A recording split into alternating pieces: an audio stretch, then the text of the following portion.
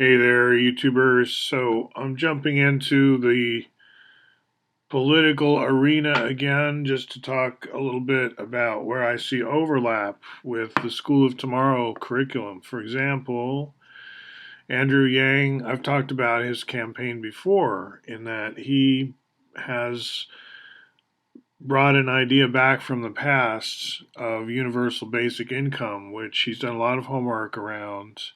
He knows about precedents, and this journalist is saying, well, this has failed already. Like McGovern tried to do this. Like this is something from the past, and the past is a graveyard of failure.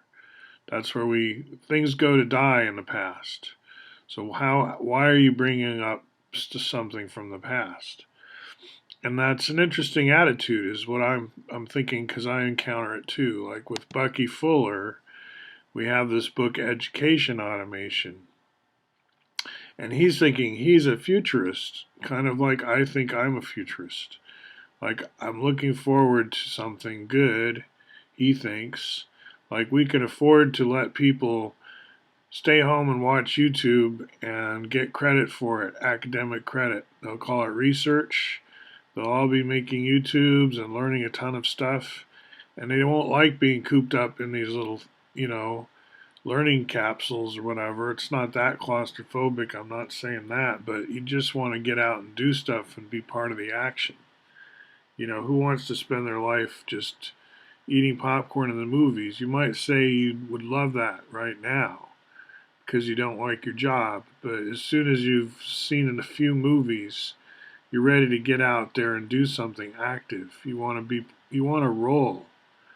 So I think this idea that you have a safety net where you can stay home and learn, and then that's going to wreck the economy somehow, or that's been a failure, or that's ever been tried, really. I mean, what sense have we tried anything? A lot of stuff out there we haven't tried.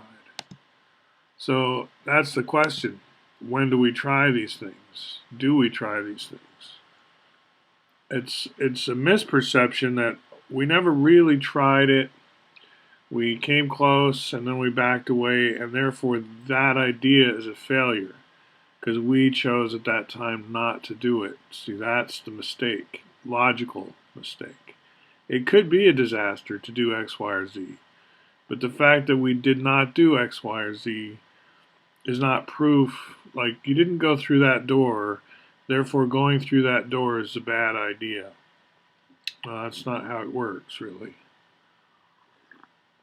And part of what we do in a presidential election season is we bring up all these old ideas from our heritage. So I don't think there is a problem if Andrew Yang wants to have people studying education automation as another source for his idea. At one point I said, well, he's not a curriculum advisor, he's a politician. But these are, always changing roles. And people ask me, don't I support the Yang campaign? Because they just think of me as kind of a computer geek, and so is he. And aren't we for that? Isn't that what computer people are for? And I'm like, well, yeah, I guess, that makes sense to think of it that way. I mean, general systems theory and so on. I do want to, like Yang does, end this unnecessary styles of poverty, roles that we could get rid of. People won't have to play those roles. They could play other roles. There'll still be roles. Still be plenty of roles. Lots of melodrama and stuff. Here's 4D Time Lock. I'll end with this. This is the one I've mentioned earlier that Fuller felt he should get a copy to Ouspensky. Look how wild and cool that is. This guy is pretty psychedelic.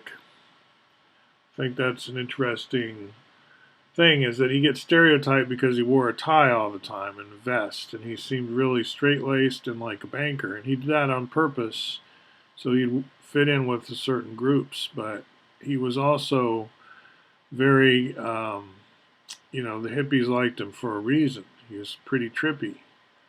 So again, in terms of American heritage, don't undersell what's already been done, is my main advice. And I tend to circle around some of the same people and themes all the time, but anyone can bring forward their great people from the past, and yeah, we should probably, like, there's a lot of past there we haven't learned from that we could, right? That takes me back to square one, that I think we should give you a safe space to just catch up on stuff if you need to.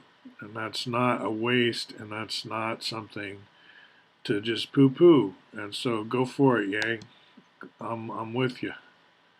I'll stop recording.